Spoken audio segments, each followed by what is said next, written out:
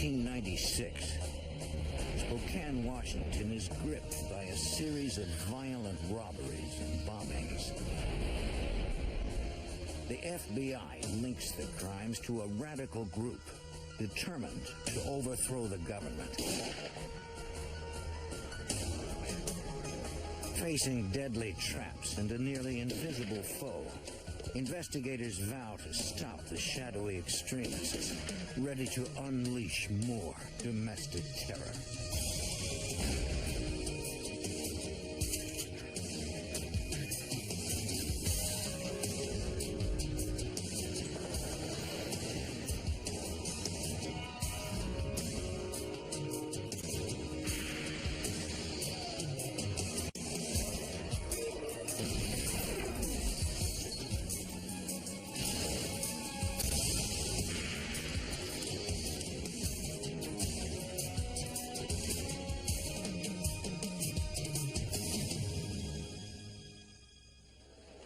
The Constitution of the United States allows for the lawful expression of any belief. But when a paramilitary faction use bombs and robbery to further their cause, they cross the line. The well-organized terror cell was difficult to define and even harder to stop. I'm Jim Kallstrom, former head of the FBI's New York office. As the group stockpiled weapons for an assault, the FBI and local police were determined to bring them to justice.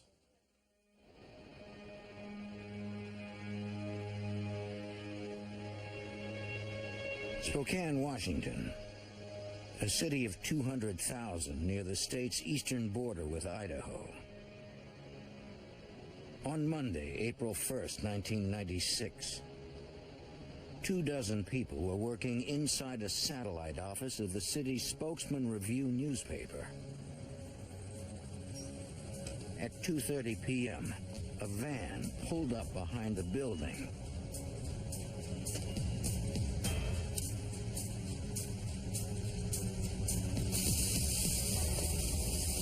It was there less than 15 seconds.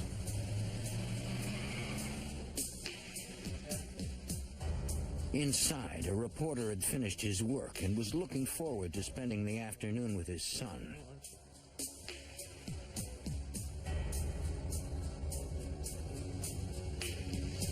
They did not realize what was waiting for them outside.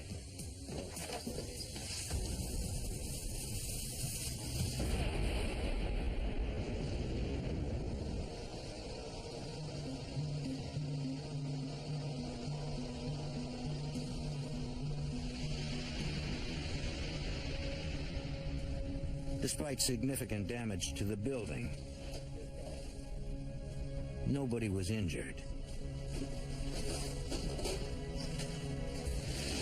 Units from the Spokane County Sheriff's Department responded to the 911 call.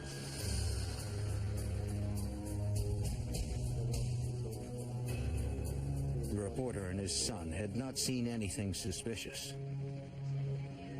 Is there anyone else inside the building?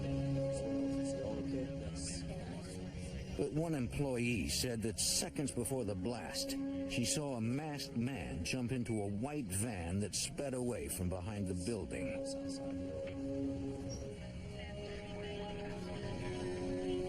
While much of local law enforcement was at the newspaper office, a white van pulled up outside Spokane's U.S. Bank several miles away. It had been 15 minutes since the newspaper bombing. Two armed, masked men burst into the bank and announced they were robbing it. Okay, people, this is a robbery! Move! As they passed her, one teller tripped the silent alarm. The robbers threatened to detonate a pipe bomb if anyone disobeyed their orders. They warned the teller not to give them dye packs, paint canisters designed to explode and stain stolen money, and bank robbers. Once the gunmen had their money, herded everyone into a corner. Now!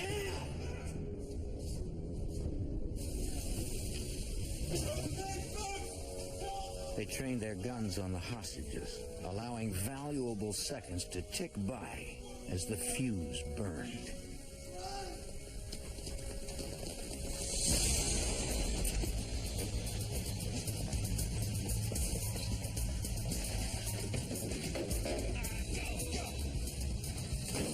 At the newspaper office crime scene, investigators heard radio reports about the bank robbery and explosion. That scene was secure, so several detectives headed to the new crime scene.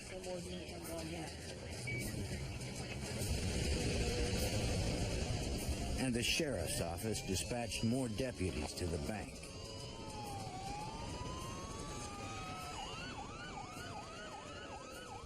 At the time, Special Agent Mark Cullinan of the FBI's Spokane Resident Agency was on his way to the newspaper bombing with his partner.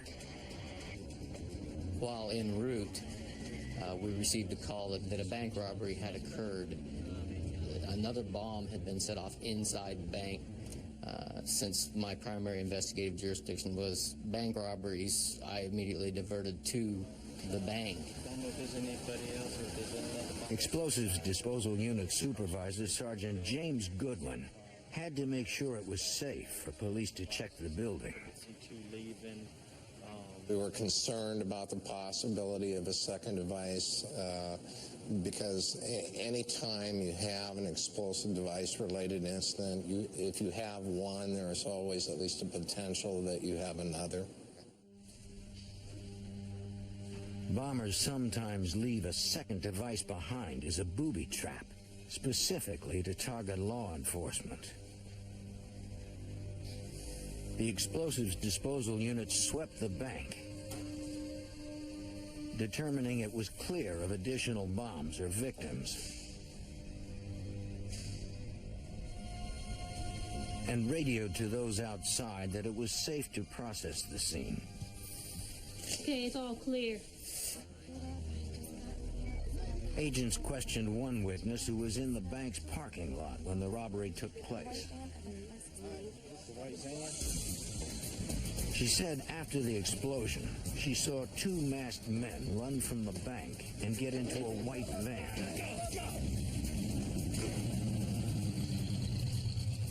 A third man was driving. He had gray hair and a beard. It was a white van. White van. They both had masks on. She had written down the van's license plate number. And they drove off. I drove after writing this down, and I thought that I'd pull in the black mask. Yeah, we need to be on the lookout for They learned it had been stolen from Ellensburg, Washington. plate number.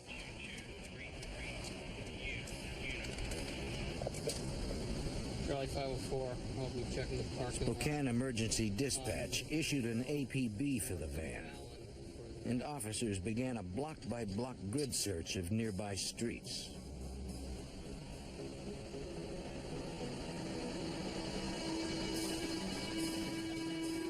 At the newspaper office, FBI agents arrived and questioned the witnesses. Did you ever see that second guy take the mask off? The woman who saw the van there also mentioned that the driver was an older man with gray hair and a beard.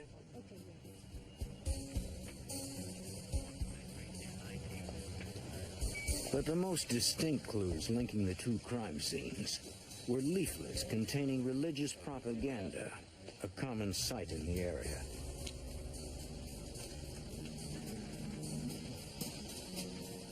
At the scene of the Spokesman Review bombing and also at the bank, we did discover numerous leaflets which had obviously been left there by the robbers. Religious propaganda is pretty prevalent throughout the area. A lot of times these groups will leaflet a neighborhood or an area, leaving them under windshield wipers and on front doorsteps, just spouting their ideals and trying to get their message out. But this group delivered their message with bombs and bank robbery. Charlie 504, I've located. Sheriff's deputies continued their search for the getaway van. Site 2233 Union. 90 minutes after the bank robbery, one deputy spotted it in a parking lot a mile from the bank.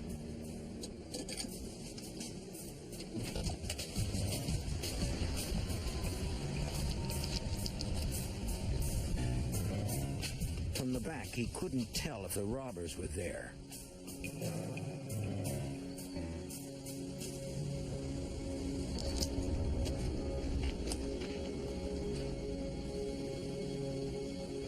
No one was inside.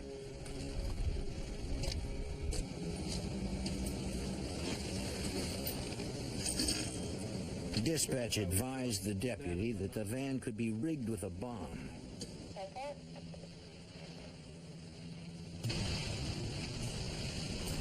The explosives disposal unit arrived in minutes.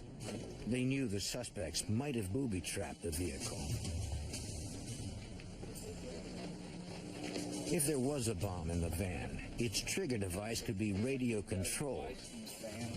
Since police radios can set off such triggers, investigators ordered all radios turned off.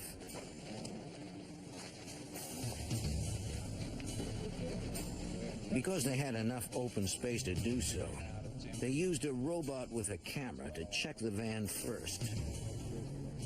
We initially sent the robot downrange in an attempt to look into the van. We found that we were limited in what we could see, and we sent a technician downrange near the van in a bomb suit. The others waited in the mobile command center for the technician's report.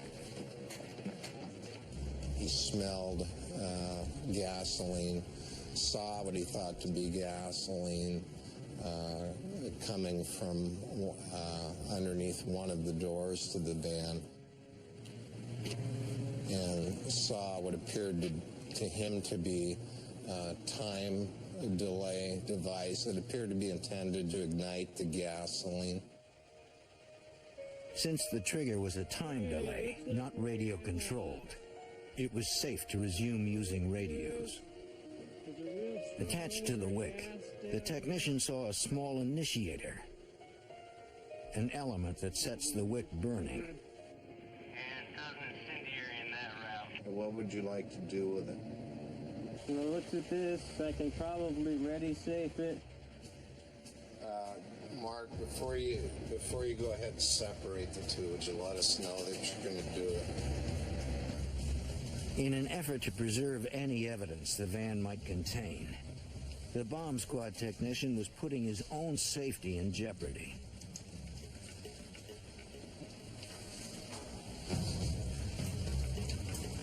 Okay, go ahead and make the cut.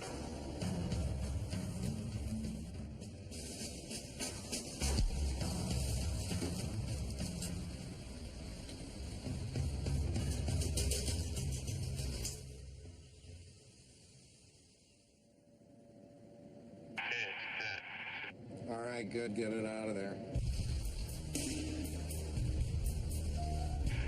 Okay, he's got it. He's got it out of there. In the van, investigators found another copy of the manifesto the robbers left behind at the bank in newspaper bombings. Right down here at the end. To FBI Special Agent David Bedford, the rhetoric in the letter was typical of white supremacist militia groups in the area. That was more or less a long religious sermon about usury, a biblical term referring to the charging of interest. And the thing that stood out most about this letter that was left behind was a symbol on the page. Compare with this one right here. Agents knew they could get help analyzing the manifesto from a Spokesman Review reporter. Bill Moreland is an expert on extremist groups in the area. For the past 22 years, I've covered hate groups here in our area in the Northwest. Chief among them, the Aryan Nations, which is 35 miles from Spokane in North Idaho. It's attracted a lot of different extremists from different movements, anti-tax movement, anti-abortion movements, the Ku Klux Klan, Posse Comitatus. The FBI showed Moreland the robbers' manifesto. It was clearly white separatist dogma, but what intrigued me most was what was on the bottom of that note. It was the Christian cross superimposed with a capital P, and it's what I knew to be the logo of the Phineas priesthood. Individuals who call themselves Phineas priests say the crimes they commit are in accordance with their interpretation of God's law, sometimes robbing banks to finance a plot to overthrow the federal government. Moreland told agents about an interview he had done months earlier. As part of a story, he'd arranged to meet several members of an extremist group at a clandestine location.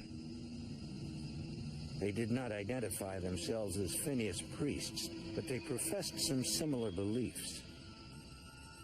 When we got there, we saw 7 or 8 individuals who were heavily armed, automatic weapons, street sweeper type shotguns, sidearms, all dressed in army camouflage type material. The men explained they worked in cells with no formal leader, no strict organization. This leaderless resistance was designed to make it difficult for law enforcement to track them.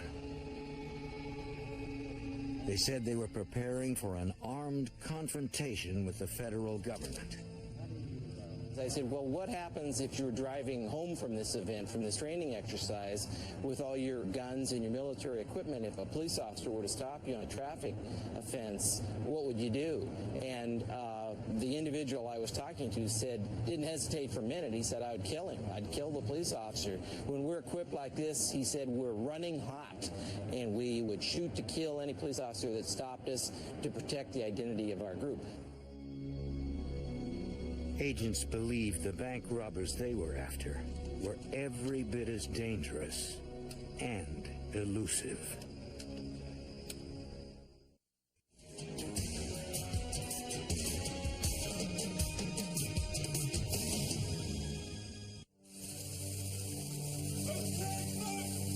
After masked men robbed a bank in Spokane, Washington, and detonated bombs at the bank and a newspaper office, authorities suspected well-armed extremists who called themselves Phineas priests. Spokesman Review newspaper reporter Bill Moreland is an expert on extremist groups in the Pacific Northwest.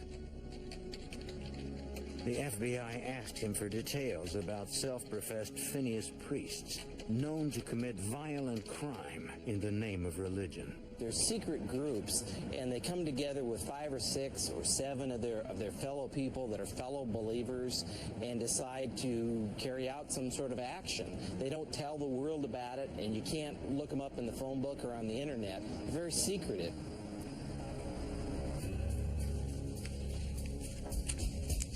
Special Agent David Bedford was part of the team investigating extremist groups in the area.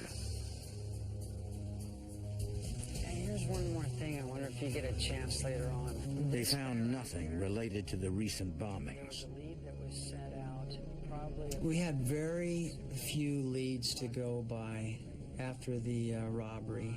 The individuals were masked, they wore camouflage clothing, they wore gloves. Very few leads to work with other than a composite drawing of the getaway driver. The FBI hoped to have more than a vague drawing before going to the public to reduce false leads that take up time and resources. But they could not wait any longer. So what we did was publish that and sent copies all around Washington, Oregon, Idaho, with the idea, with the hopes of someone identifying this person. We received hundreds and hundreds of tips or possible leads of who this individual was. One by one, they eliminated suspects. James Johnson, no longer suspect. The case stalled until the assailant struck again. On July 12th, 3 months after the first attacks, a woman spotted a masked man placing a bomb in front of a Spokane health clinic.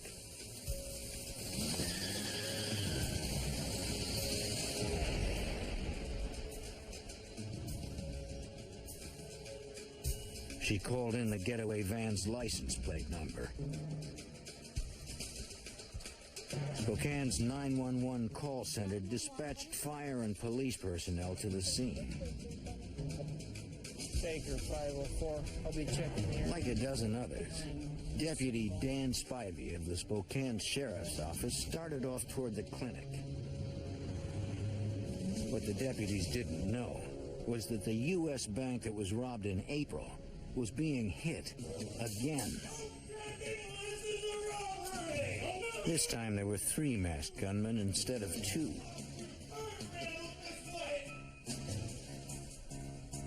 Like the earlier robbery, the assailants had a bomb. The men moved efficiently, spoke in code, and seemed to be timing the robbery. They didn't notice the drive-through teller who worked in a separate part of the bank. Zip it up, please! While those inside the bank were staring down the barrels of guns, everything appeared normal to customers on the outside.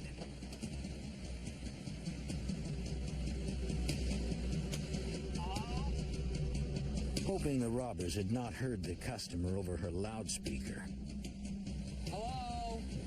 the drive-through teller tried to get him to help.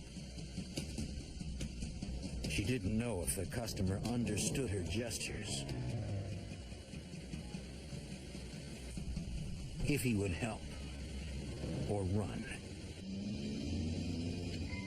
Deputy Spivey was almost to the clinic when he got a more urgent call. Baker 504, I heard a bank robbery in progress come out at the same U.S. bank that had been robbed on April 1st. But before deputies arrived, one of the assailants announced they were at Code Blue, and they left, taking $37,000 in cash and the bomb with them.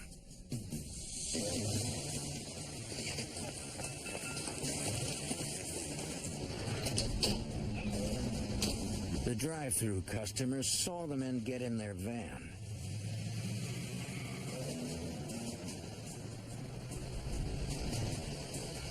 He decided to tail them and called 911 as he drove.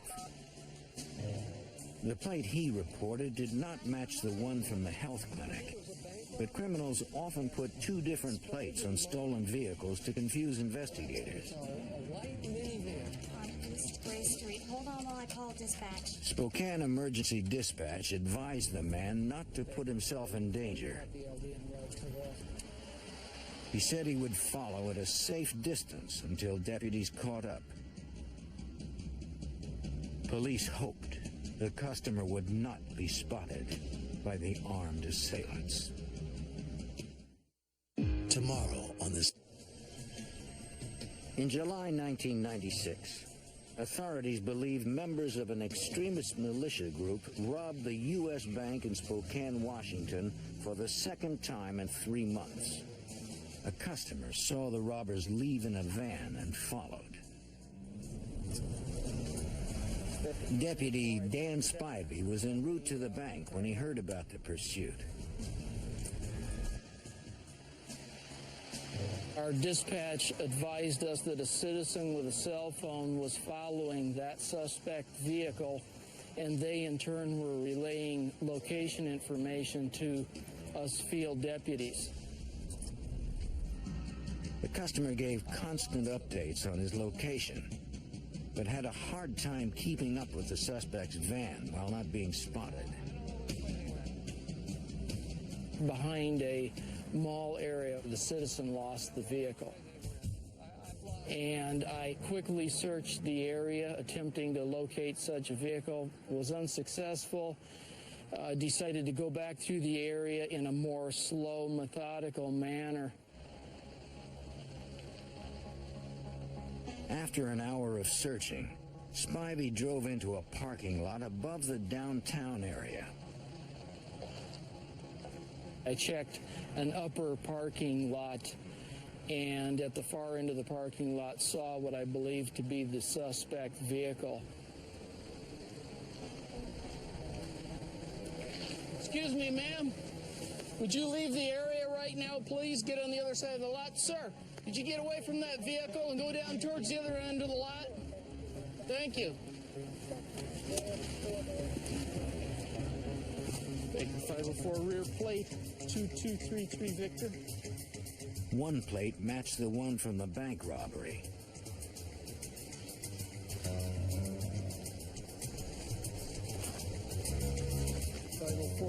And the other from the health clinic bombing.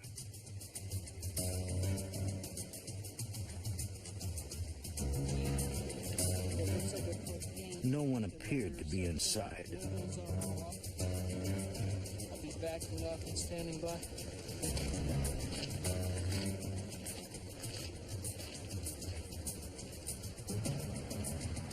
Explosives Disposal Unit Supervisor Sergeant James Goodwin, who helped defuse a bomb in a van after the April bank robbery, declared the vehicle an explosive hazard. Given the history, we had a concern that this vehicle may contain a device as well. The natural thing to expect, given this was kind of the second go-around, was that having been unsuccessful the first time, they would try harder the second time. Rather than risk sending in a squad member, explosives disposal technicians once again deployed their specialized robot.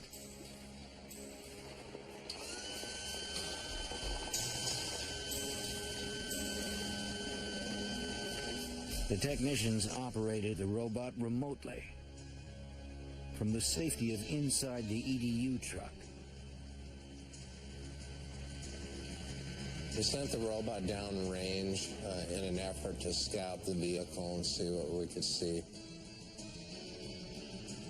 The robot was equipped with a video camera, remote-controlled eyes for the explosives disposal unit.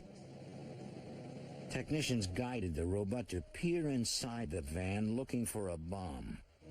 There seemed to be something in the van, but the robot's camera still couldn't see clearly through the window tinting. Can't see anything out of that window, can you?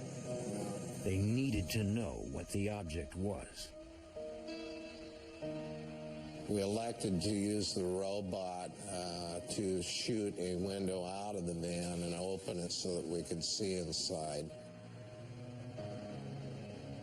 The technicians then activated the robot's water cannon disruptor, which fires a slug by water pressure rather than gunpowder, so sparks are less likely. Take a shot.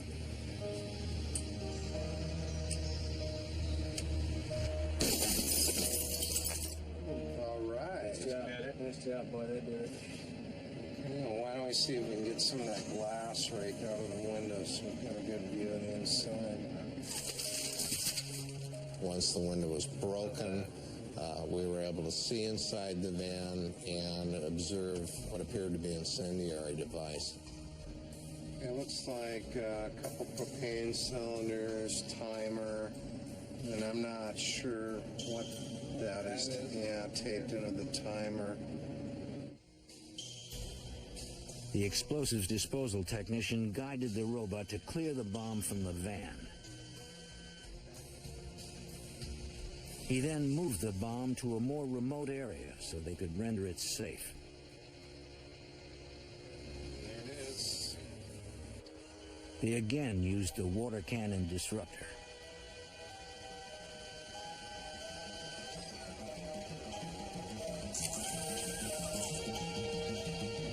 shot when you're ready. Ready? All right. That opened it right up.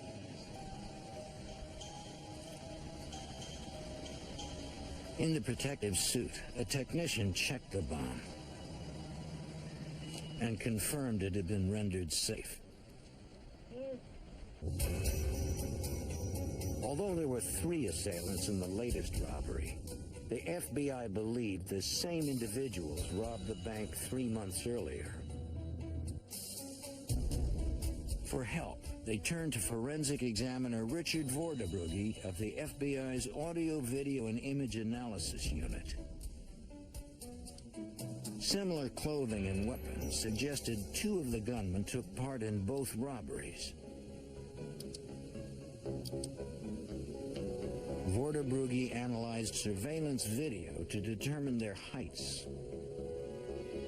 I used a technique called perspective analysis photogrammetry.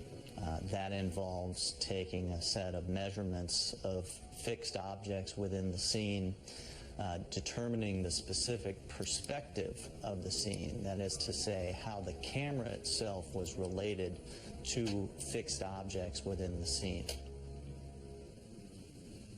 Because the cameras were facing downward, Vorderbrugge had to use complex mathematics to determine how actual size is reflected at that angle. He then compared the measurements of the fixed objects, such as a table leg, to the relative height of the bank robbers. He concluded the 2 robbers from the April 1st robbery were very likely 2 of the 3 from the July robbery. One of them was approximately 5 feet 7.5 inches, and the second robber was approximately 6 feet 1 inch. And by finding, as I did, that the heights of the 2 individuals in the bank in each case were about the same, it certainly helped strengthen the case that they were the same people involved. With the robberies and bombings likely committed by individuals calling themselves Phineas priests, the FBI elevated the status of the suspects. We decided that they were not here for the sole purpose of robbing a bank and taking the money. These guys had a message that they were trying to get out to the public, and it was causing havoc in the city of Spokane. A lot of people were concerned about their safety, and as a result, the FBI felt like, you know what, these are terrorists. Agents believed the terrorists were out there training, getting ready to strike again.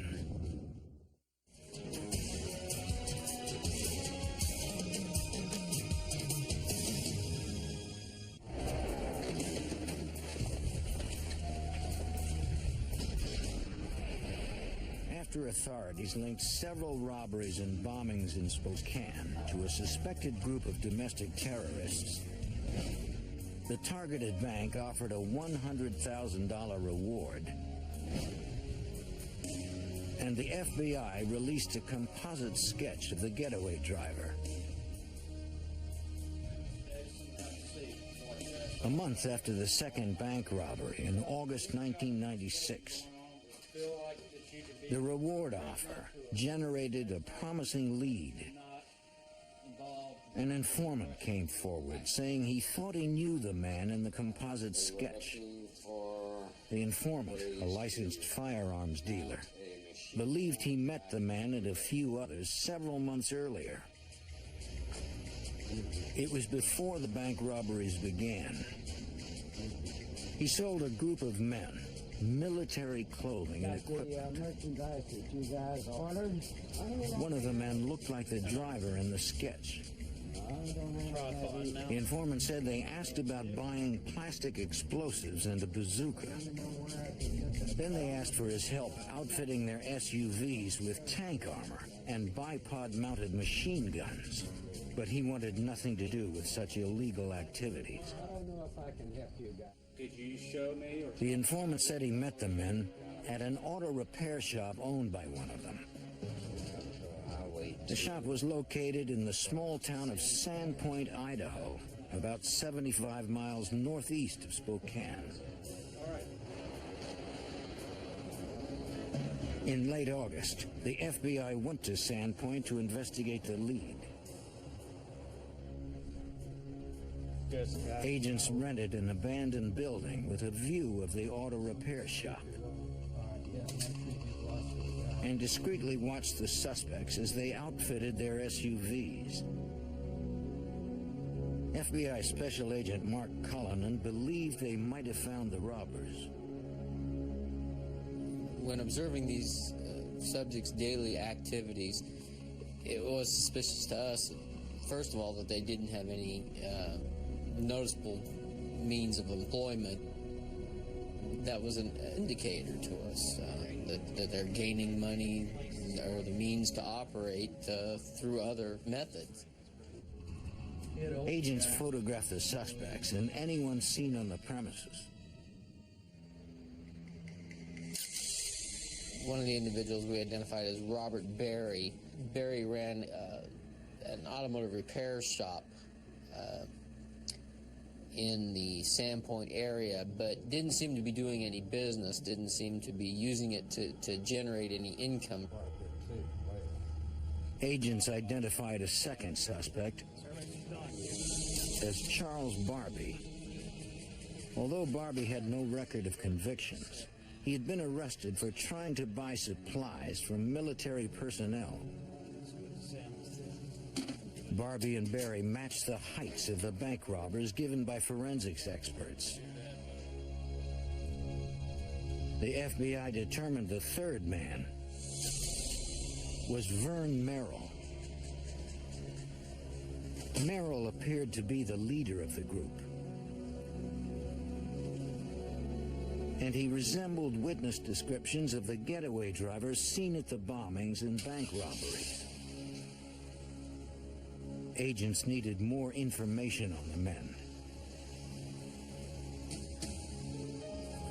They took a risk to get it. Kill the light. Kill the light.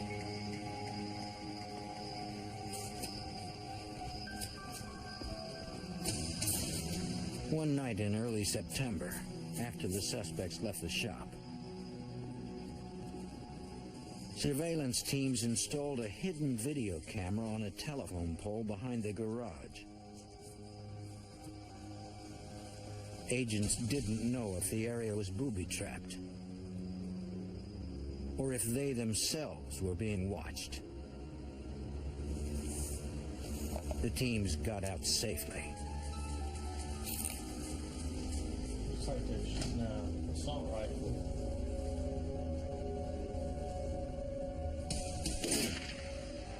What the camera revealed was chilling. Agents watched the men test different weapons and types of bullets to see which could pierce the steel of car doors and the Kevlar of bulletproof vests. It was clear they were preparing for battle.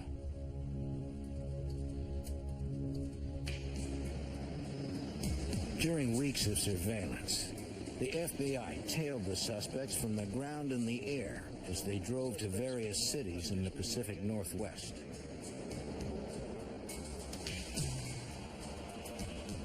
Agents believe the men were casing banks. Suspects are heading west on Sprague Avenue. But that's not to say they couldn't take any of the other back roads down to meet or intersect I-90. So what we're going to have to do is come up with points far enough away that they can't take a back road and get around behind us before getting in their home territory up there.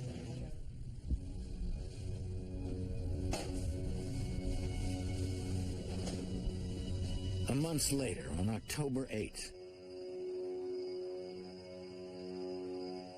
investigators on the stakeout observed what they believed were final preparations for another bank robbery. Okay, listen up, unit. They're all leaving now. 3 white male occupants. They contacted Special Agent David Bedford. 69213. They're leaving now. received a phone call from the agent that was actually watching them load up. I started calling a lot of other coworkers saying, get in your car, start heading towards Sandpoint because something's going on and we need everybody up there as soon as possible. And so we began our surveillance, not knowing where they were going to end up. The FBI tailed the suspects as they headed west out of Sandpoint. Their license plates indicated the truck was to be used in a crime. Plates on the Suburban did not match front to rear, and both had been reported stolen. The individual looks like he's breaking into a van. In Hood River, Oregon, agents watched the men steal a van from a used car lot and add it to their convoy.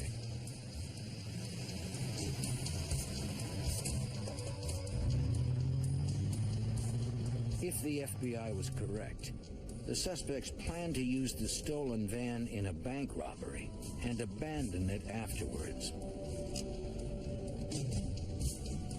We observed the vehicles stop at a truck stop where they shifted some gear between vehicles, they did some moving around and some planning, and then they departed again in one vehicle. As agents shadowed the van, they realized where the suspects were headed. By approximately 6 o'clock in the morning, we were hundreds of miles away from where we had started and on the outskirts of Portland. We watched them drive a meandering route into the city. By 10 o'clock, it was clear which Portland bank the suspects intended to hit. They're making a left parking lot. Appears to be a bank.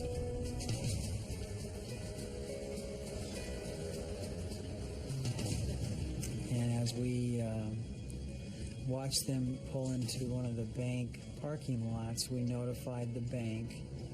They immediately locked the doors to the bank, keeping all of their customers and everybody inside. And our plan was, as they exited the vans to go up and enter the bank to rob it, we were going to arrest them.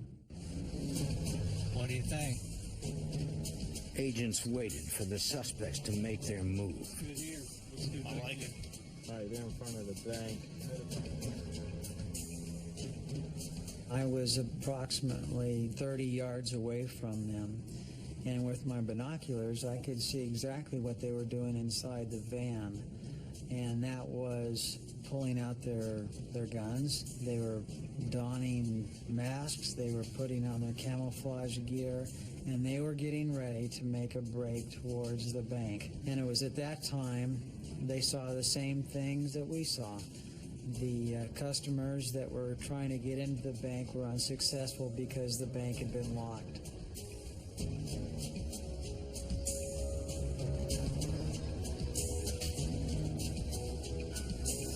It looked like the suspects were standing down.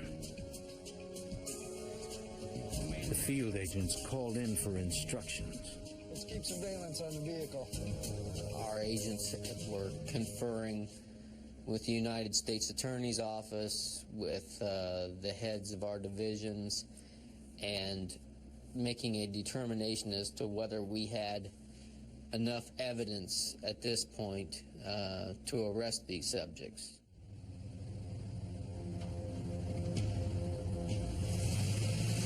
While the team conferred, surveillance units followed the stolen van as the suspects retrieved their Suburban.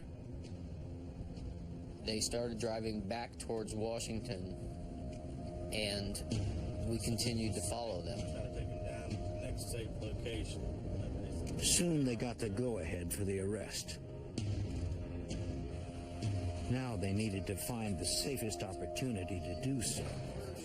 On the next stop, all units converge.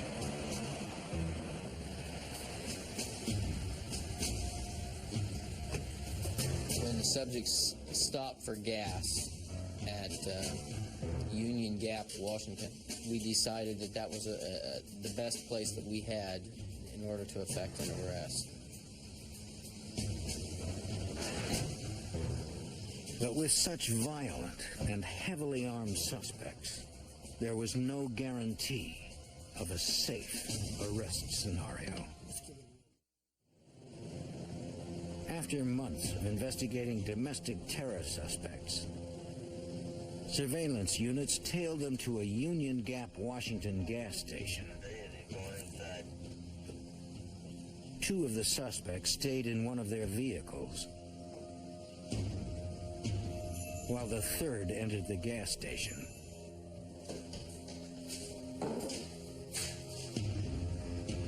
With the suspects split up, the lead agent put the operation in motion. 10-4. Back.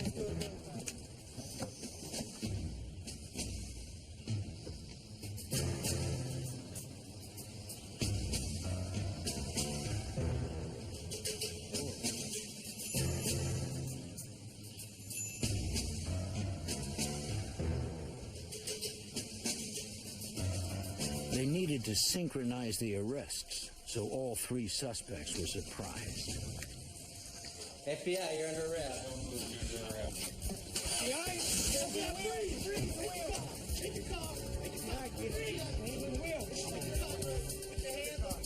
The bed of the vehicle. Vern Merrill, Robert Berry, and Charles Barbie were arrested without a fight. Special Agent David Bedford discovered things could have gone much differently. Following the arrest, we did a search of the vehicles they were driving. We found hand grenades, thousands of rounds of ammunition, probably half a dozen different types of weapons, gas masks, tear gas canisters. These guys were definitely ready for battle. Agents also found a threatening letter to the Spokane bank that had been robbed twice. Despite the three arrests, the FBI knew one suspect was still at large. One of the things that was a question in our minds was on the July 12th robbery, there was 3 people that came inside and a getaway driver. We were still unsure who the 4th robber was. Agents interviewed friends and associates of the arrested suspects. They learned the 4th man was most likely Brian Radigan. One of the things that concerned the FBI was Brian Radigan's military experience. He apparently had some training in sniper school. Just throw that in there. All right. And if you don't mind. The FBI wanted to avoid a violent confrontation, as did the suspect's family. We solicited help from Brian Radigan's family members who, after talking to them for some time, felt that it would be in his best interest if he came forward and was arrested. And so the family members sent a train ticket to Brian and his wife.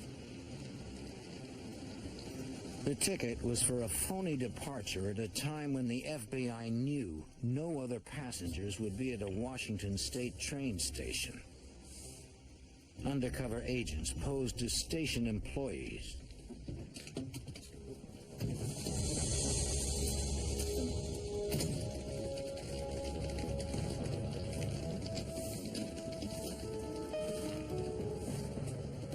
When Radigan seemed at ease, they made their move.